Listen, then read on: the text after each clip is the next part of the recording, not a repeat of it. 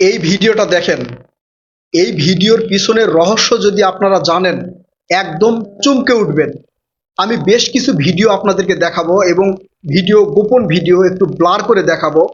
এই ভিডিওগুলো দেখার পরে এবং এই ভিডিওর রহস্য যদি আপনারা জানেন, আপনার গা শিউরে উঠবে।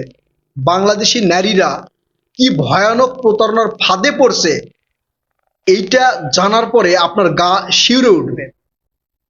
আচ্ছা, আপনাদের একটা প্রশ্ন করি, বাংলাদেশের মেয়েরা বেশি সুন্দরী নাকি চায়না মেয়েরা বেশি সুন্দরী? চায়না মেয়েদের মধ্যে কাউকে কখনো কালো দেখেছেন? আমার বিশ্বাস আপনারা দেখেন নাই, কিন্তু আপনারা এই প্রশ্নের উত্তরটা দিবেন, বাংলাদেশের মেয়েরা বেশি সুন্দরী নাকি চায়না মেয়েরা বেশি সুন্দরী? যদি চায়না মেয়েরা বেশি সুন্দরী হয়ে থাকে, তাহলে চায়না নাগরিকেরা বাংলাদেশে এসে কেন এই বাংলাদেশি মেয়েদেরকে বিয়ে করছে? বিয়ে করার পর এই মেয়েদের অবস্থা কি হচ্ছে? আপনারা এর আগে আমার একটা ভিডিওতে দেখেছেন, আমি নিজে গিয়ে ঢাকা উত্তরার একটা বাসা থেকে দুইজন চায়না নাগরিক, বাংলাদেশি এক প্রতারক, মানে ওই চায়না নাগরিকদের যে সহযোগিতা করে, তাকে গ্রেপ্তার করিয়েছি এবং সেখান থেকে তিনজন নারীকে উদ্ধার করেছি, বাংলাদেশি তিনটা মেয়েকে উদ্ধার করেছি।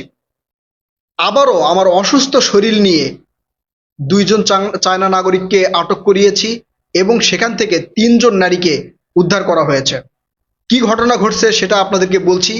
এইসব ঘটনার পিছনের রহস্য কি, চায়না নাগরিকেরা এদেরকে বিয়ে করে নিয়ে গিয়ে কি করে, সেইটা আগে জানা দরকার।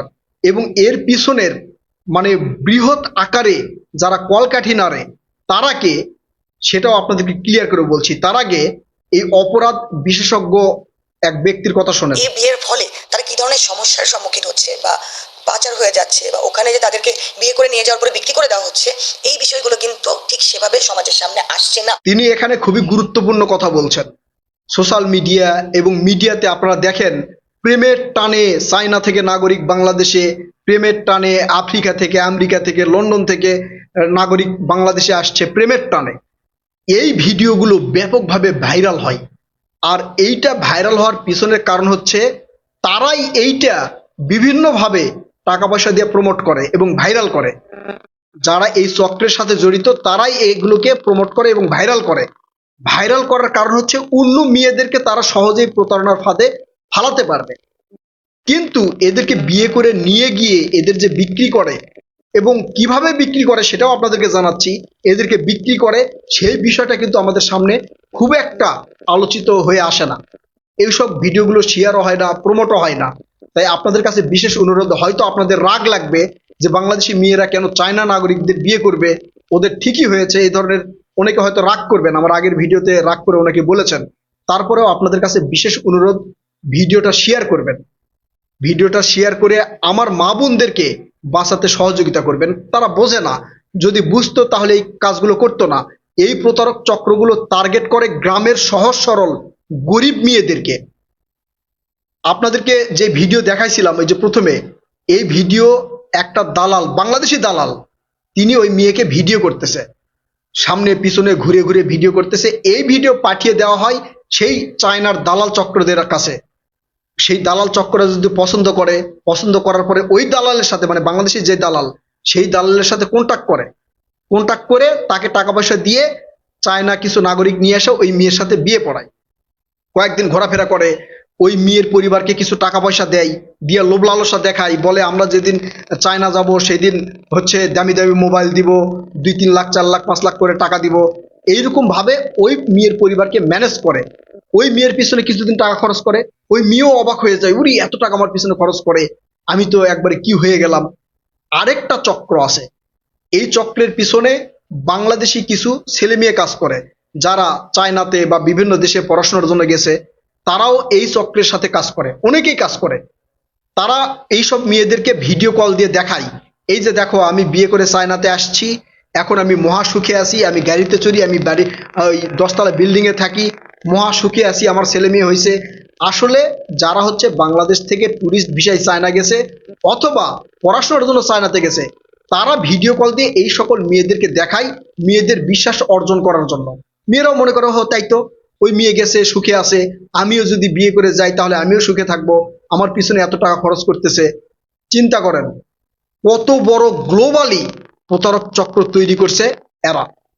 কিভাবে এদেরকে পাচার করা হয় এটা শুনলে আরো আটকে উঠবেন। প্রথমে রেস্টুরেন্টে এদের সাথে দেখা করে, সেখান থেকে বাসায় নিয়ে যায়, বিয়ে পড়ায়, বিয়ে পড়ার পরে বলে যে ঠিক আছে তোমাদের পাসপোর্ট ভিসা করে দিব। সবচেয়ে ভয়ানক বিষয় হচ্ছে এরা মাত্র 4 থেকে 5 দিনের মধ্যে একটা মেয়ের পাসপোর্ট করে দেয়, জন্ম নিবন্ধন করে দেয়, নামের যত সমস্যা টমস্যা আছে সব সমাধান করে দিয়ে পাসপোর্ট করে দেয়। এরপরে প্রথমে বাংলাদেশি নারীকে নিয়ে যায় ইন্ডিয়াতে। ইন্ডিয়াতে নিয়ে যাওয়ার পরে ইন্ডিয়াতে যদি বিক্রি করতে পারে তাহলে তো শেষ, ওখানে খেল খতম। না হলে সেখান থেকে পাঠানো হয় নেপালে, অথবা বাংলাদেশ থেকে পাঠানো হয় নেপালে।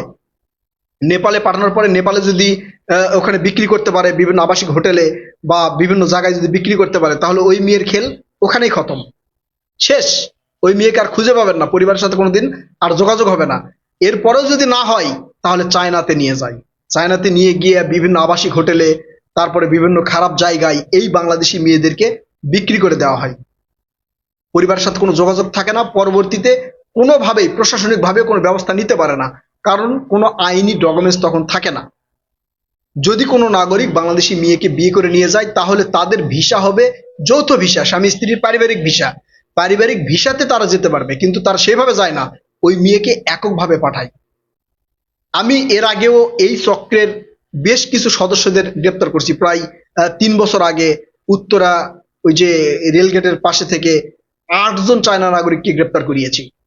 তারপরে আবার উত্তরা থেকে গ্রেপ্তার করিয়েছি, খুলনা থেকে গ্রেপ্তার করিয়েছি। আমি বেশ কিছু দিন থেকে এই সময় ধরে এদের পিছনে লেগে আছি, আমি দেখি যে কি করে। কিন্তু আরেকটা ভয়ানক বিষয় হচ্ছে এদের পিছনে বড় বড় উকিল, নামি দামি উকিল কাজ করে। তারা কখন জামিন পাবে, তাদেরকে জামিনের ব্যবস্থা কিভাবে করে দেওয়া হবে এবং ভিকটিমদের কিভাবে ভয় দেখাবে, সেই বিষয়গুলো নিয়ে তারা কাজ করে। এই উকিলগুলো করে কি, আদালতে যে কার্যক্রম চলতেছে সেটা ভিডিও করে ওই চক্রের কাছে পাঠাই, যেই যে দেখেন আমি আপনার আসামিদেরকে নিয়ে কাজ করতেছি। বাংলাদেশের কোন অবস্থার মধ্যে আমরা পড়ে আছি, আমার মা বোনেরা কোন অবস্থার মধ্যে পড়ে আছে। আমাদের উচিত এদেরকে সচেতন করা। আপনাদের কাছে যদি এই ধরনের কোনো তথ্য থাকে যে চায়না নাগরিক এসে আপনার এলাকায় বিয়ে করতেছে অথবা কাউকে নিয়ে যাওয়ার কথা বলতেছে, এগুলো তথ্য আপনারা আমাকে দিবেন। আমার ফেসবুকের মেসেঞ্জার 24 ঘন্টা ওপেন আছে, আপনারা পাঠিয়ে দিবেন। এইগুলো থেকে যদি আমাদের মা বোনকে বাঁচাতে আমরা না পারি তাহলে বাংলাদেশে আরো ভয়ানক বিপদ নেমে আসবে। এই চায়না নাগরিকগুলো তাদের দেশের মেয়েদেরকে রাইখা বাংলাদেশে আইসা তারা বিয়ে করে, কারণ কি? আমি এক মেয়েকে জিজ্ঞাসা করেছিলাম, এক ভিকটিমকে, যে আপনারা এতটুকু জ্ঞান মাথার মধ্যে রাখেন না? চায়নাতে তো অনেক সুন্দর সুন্দর মেয়ে আছে, তাদের অগাধ টাকা পয়সা, তো তারা যদি চায়না মেয়েকে বিয়ে করে সমস্যা কি? চায়না মেয়েকে বিয়ে না কইরা এই বাংলাদেশে এসে বিয়ে করার কারণ কি? তিনি আমাকে বললেন যে চায়নাতে নাকি বিয়ে করার প্রচুর খরচ, চায়নাতে বিয়ে করতে হলে তাদের নাকি অনেক টাকা পয়সা মেয়েদেরকে দিতে হয়। দেখেন কি পরিমাণ ভুল বুঝিয়েছে। চায়নাতে বিয়ে করতে হলে পারিবারিকভাবে বিয়ে করতে পারবে, কোনো ধরনের খরচাপাতি নেই, যতটুকু বিয়েতে খরচ করবে ততটুকুই। ওই এক্সট্রা ভাবে মেয়েকে কিছু দিতে হবে এই ধরনের আইন চায়নাতে নাই। এই মেয়েকে ভুল বুঝাইছে যে চায়নাতে প্রচুর টাকা পয়সা খরচ হয়, এখন এই খরচ করা যাবে না, বিধায় আমরা বাংলাদেশে এসে বিয়ে করি। চিন্তা করেন। এখন এদেরকে বাঁচাতে হলে আমাদের সচেতন হতে হবে। আর এরা গ্রামের ভোলা ভালা সহজ সরল নারীদেরকে টার্গেট করে। তাই আপনাদের কাছে বিশেষ অনুরোধ, ভিডিওটা শেয়ার করবেন এবং এই মা বোনদেরকে বাঁচাতে সহযোগিতা করবেন। আপনার এলাকায় কোনো ধরনের এই ধরনের বিদেশি চক্র এসে বিয়ে করতেছে বা প্রেম করতেছে জানা থাকলে আমাকে জানাবেন। আল্লাহ হাফেজ।